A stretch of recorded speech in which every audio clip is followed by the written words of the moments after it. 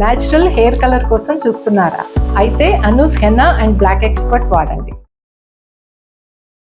అమ్మా, భోగి పండుగ శుభాకాంక్షలమ్మా మీకు. అమ్మ, మీకు మీ ఛానల్ మొత్తానికి, అందులో ఉన్న సిబ్బందికి, యాజమాన్యానికి, యావత్ భారతదేశంలోనే కాక ప్రపంచం యావత్తు సంక్రాంతి పండుగ జరుపుకునేటటువంటి వారందరికీ, ఎందుకంటే తెలుగు వారే కాక మొత్తం అందరూ జరుపుకుంటారు ఈ పండుగని, అందరికీ కూడా మకర సంక్రమణానికి ముందున వచ్చేటటువంటి భోగి పండుగ శుభాకాంక్షలు.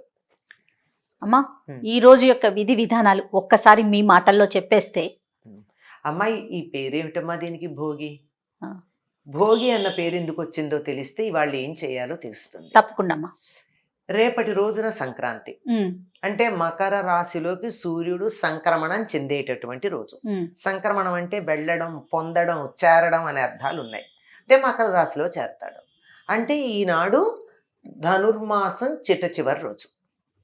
దీంతో ధనుర్మాసం అయిపోయి రేపటి నుంచి మకర సంక్రమణం అవుతోంది గనక, సంక్రాంతి పండగ జరుపుకుంటున్నాం గనక, దానికి ముందు రోజు, పండగకి ముందు రోజు మనం భోగి చేసుకుంటాం. దేనికైనా ఒక పద్ధతి ఉంది. అవును. ఏంటంటే పండగ అంతా కూడా మనకి సంప్రదాయాలు ఉంటాయి, ఆచారాలు ఉంటాయి, నియమాలు ఉంటాయి. కానీ పండగకి ముందు రోజున దాన్ని భోగంగా చేసుకుంటాం, అనుభవించటానికి ఆనందంగా. ఇప్పుడు సంక్రమణం రాజు చేసుకునే విధి విధానాలు చూస్తే బాబో ఏమిటిది అని అనిపిస్తుంది. అది వేరు. కానీ అందుకని దానికోసం మనం ముందు ఆనందంగా గడిపేదాన్ని చేసుకుంటాం. అందుకని ఏం చేస్తాం, ఈనాడు తలంట్లు పోసుకుంటాం, కొత్త బట్టలు కట్టుకుంటాం, భోగి పళ్ళు పోసుకుంటాం.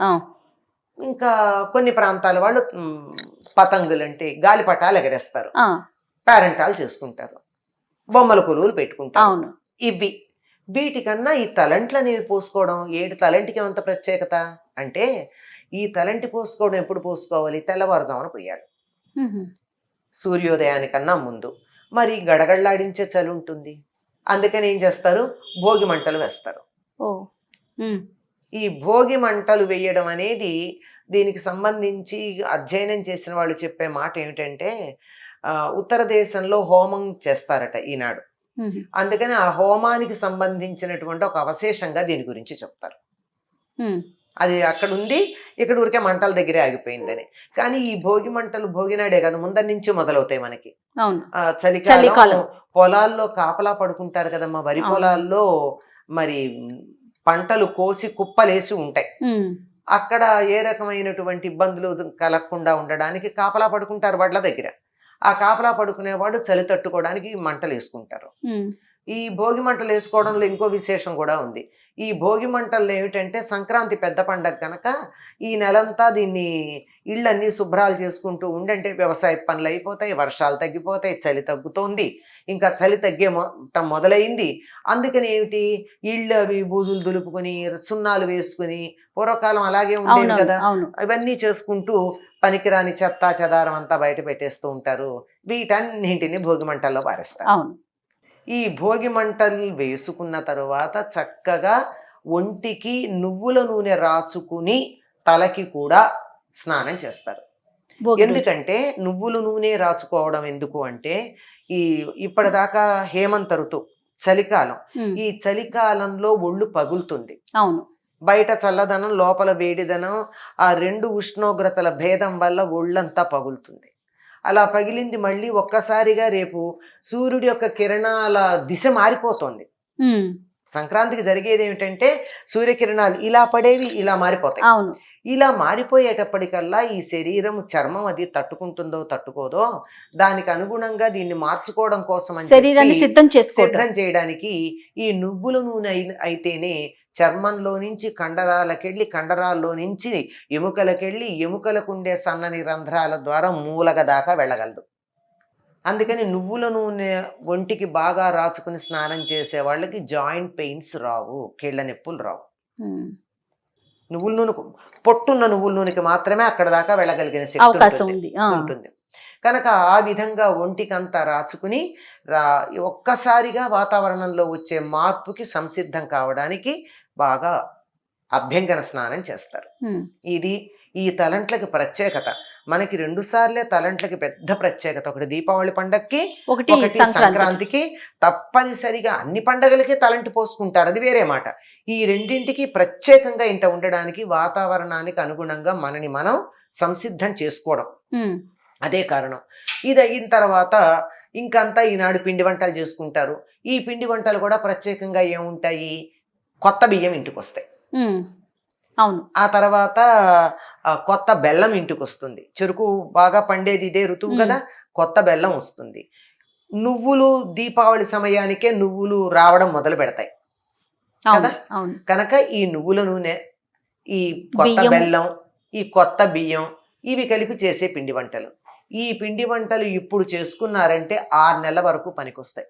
అరిసెలు, చక్కిలాలు ఇలాంటివి. ఈ అరిసెల్లో కూడా నువ్వులు బాగా దట్టిస్తారు, ఎందుకంటే చాలా అవసరం. వేడి కలిగించడంతో పాటుగా ఈ సంక్రాంతి కాలాన్ని కొంత పీడకాలంగా కూడా ఈ చలికాలాన్ని భావిస్తారు. ఆ పీడ అంతా పోతుంది, శని పీడ అని చెప్పి నువ్వుల వాడకం ఎక్కువ ఉంటుంది. తప్పనిసరిగా నువ్వులు వాడతారు.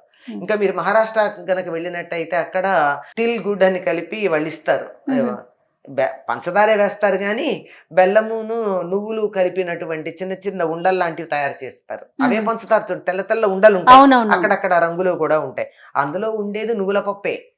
నువ్వుల పప్పు పంచదార చేసి, మొత్తానికి బెల్లము నువ్వులకి ప్రాధాన్యం ఎక్కువ ఉంది. అటువంటి పిండి వంటలు చేసుకుంటారు. అయిన తర్వాత భోగి పళ్ళు పోస్తారు. బొమ్మలు పెట్టుకునే సంప్రదాయం కూడా ఉంది. అంటే ఎవరు ఏ పండగ బాగా చేసుకుంటే ఆ పండగప్పుడు బొమ్మలు పెడతారు. కొంతమంది దసరాలకు పెడతారు, కొంతమంది దీపావళికి పెడతారు. తెలుగు వాళ్ళందరూ సంక్రాంతి పెద్ద పండగగా చేసుకుంటారు కనుక సంక్రాంతికి పెట్టుకుంటారు. ఈ పెట్టుకున్న తర్వాత పేరెంటాలకు పిలిచి సంపదలు ఇంటికి, పంట ఇంటికి వచ్చి చేతి నిండా సొమ్మున్న కాలం ఇది. ఎట్లాంటి వాళ్ళు అసలు మాకు లేదు అని అనుకునే వాళ్ళు ఎవరు ఉండరు ఈ ఋతువులో. అని వ్యవసాయం పంటల్లో అందరూ వస్తారు కనుక వీటన్నిటితోనూ చక్కగా వేడుగ్గా చేసుకుంటూ తమకున్న దాన్ని, పంటలు వచ్చాయి గనక చేతి నిండా సొమ్ము ఉంటుంది గనక నలుగురికి పంచుకోవడాలు అవన్నీ చేసుకునేటటువంటి సందర్భం. ఈ భోగిపళ్ళు ఎందుకు పోస్తారో కూడా తెలియాలి. ఈ సంవత్సరం మొత్తం మీద ఉన్నటువంటి ఈ చీడ పీడ పోవాలని దిష్టి తీసేసి భోగిపళ్ళు పోస్తారు పిల్లలకి. ఈ భోగిపళ్ళల్లో ఏముంటుంది, ప్రధానంగా రేగుపళ్ళు ఉంటాయి. అవునమ్మా. వీటిని అర్కఫలం అని కూడా అంటారట. అర్కం అంటే ఇటు జిల్లేడుతో పాటుగా రేగి కూడా అంటారు అని. ఈ రేగి పండు పైగా దేంట్లో కలుపుతారు దీన్ని, రేగి పండుని ఇనప పాత్రలో పోస్తారు. అంటే సాధారణంగా పూర్వకాలం ఒడ్లు కొలిచేవాళ్ళు, తూచేవాళ్ళు కాదు. ఈ తూకంలోనే ఇన్ని రకాల సమస్యలు వచ్చాయి, కొలిచే రోజుల్లో సమస్యలు కనుక ఈ ఒడ్లు కొలిచేటటువంటి పాత్రలు కొంచెమో అడ్డో సోలో ఏదో ఉంటుంది, అవన్నీ ఇనప ఉంటాయి.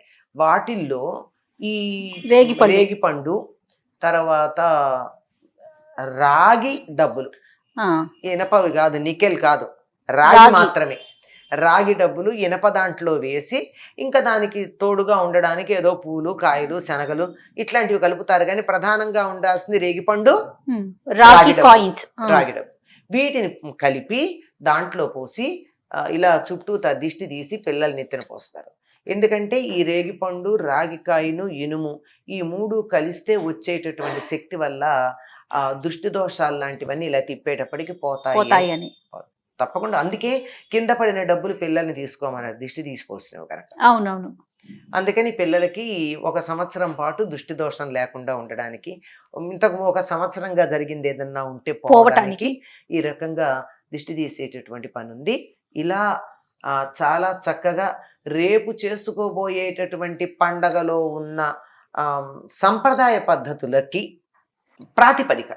అవి చేసుకోవడానికి కాస్త ముందరే ఆనందించేయడం, తర్వాత మనం రేపంతా నియమనిష్టాలు పాటించటం, ఇవి చేస్తారు. ఇది భోగి పండగ. అసలు తెలుగు వాళ్ళు చాలా ఉత్సాహంగా చేసుకునేటటువంటి సంక్రాంతిలో ప్రధానంగా చేసుకునేటటువంటిది భోగే. ఇంకా దీనికి భోగి అనే పేరు ఎందుకు వచ్చింది అంటే, భోగి అంటే పాము, భోగము అంటే పడగ కలిగింది పాము. పాములు ఉండే లోకం ఏమిటంటే పాతాళ లోకం. ఆ పాతాళ లోకానికి నాయకుడుగా ఉండేటటువంటి బలిచక్రవర్తి ఈ 3 రోజులు భూలోకాన్ని పాలించడానికి వస్తాడు. అందుకే బాగా దానాలు చేయమంటారు. ఆయనకి సత్యనిష్ట, మాట తను నశిస్తానని తెలిసి కూడా దానం చేశాడు కదా. అవును, వచ్చినవాడు విష్ణువు తన అణగదొక్కుతాడని గురువు గారు చెప్తున్నా దానం చేసి పాపం బలి అప్పుడు చక్రవర్తి. బలి చక్రవర్తి ఆ పాతాళానికి వెళ్ళినప్పుడు 3 అడుగులు ఇచ్చినందుకు 3 వరాలు ఇస్తాడు మ్మ్. విష్ణువు అతడికి. మ్మ్. ఏమిటంటే ఈ 3 రోజులు భోగి, సంక్రాంతి, కనుము, ఈ 3 రోజులు భూలోకాన్ని నువ్వు పరిపాలించుకోని. అందుకే ఈ సమయంలో దానాలు ఎక్కువ చేస్తాం మనం. ఓహో. అందుకే పాతాళలోకపు రాజు అయినటువంటి అతడు వస్తాడు, ఆహా. అందువల్ల ఇది భోగి అని. అయితే తర్వాత కాలంలో దానికి వేరే అన్వయం కూడా చెప్పుకొని, ఇది ప్రాచీన కాలం నుండి ఉన్నది. ఆ. తరువాతి కాలంలో వచ్చింది ఏంటంటే గోదాదేవి కళ్యాణం కూడా ఈ రోజే అవునవును. జరిగింది రంగనాథుడితో. అవును. ఆవిడ రంగనాథుడికి అనుభవించడం, భోగం అంటే అనుభవించడం కదా, అనుభవించటానికి తగిన అర్హత పొందినటువంటి రోజు అనే అర్థంలో కూడా దీన్ని భోగి అని చెప్పి శ్రీ వైష్ణవ సంప్రదాయం వాళ్ళు దానికి చెప్పేటటువంటి అన్వయం అది. మ్మ్. చాలా బాగుందమ్మా. మ్మ్. మీరు అన్నట్లుగా పండుగకి ముందు రోజే మనమంతా సమాయత్తం అవుతాం. సమాయత్తం, ఎందుకంటే పండుగ నాడు నియమాలు పాటించాలి, ముందు రోజు అందుకని ముందు రోజు ఆనందించేస్తాం. ఆనందించేసి పండుగ నాడు నియమాలకి సంసిద్ధమైపోతాం. మరొక్కసారి మీకు భోగి పండుగ శుభాకాంక్షలమ్మా. మీకు అందరికీ కూడానమ్మా ఈ సంవత్సరం ఎట్టి పరిస్థితుల్లోనూ ఈ భోగి పండుగ నాడు మొత్తం పీడలన్నీ పోయి అందరూ సమస్తమైన సుఖాలని అనుభవించే, భోగం పొందేటటువంటి పరిస్థితి ఆ భగవంతుడు భగవంతుడు మనకి కల్పించాలని ప్రసాదించాలని ప్రార్థిద్దామమ్మా. నమస్తే అమ్మా. నమస్తే అమ్మా.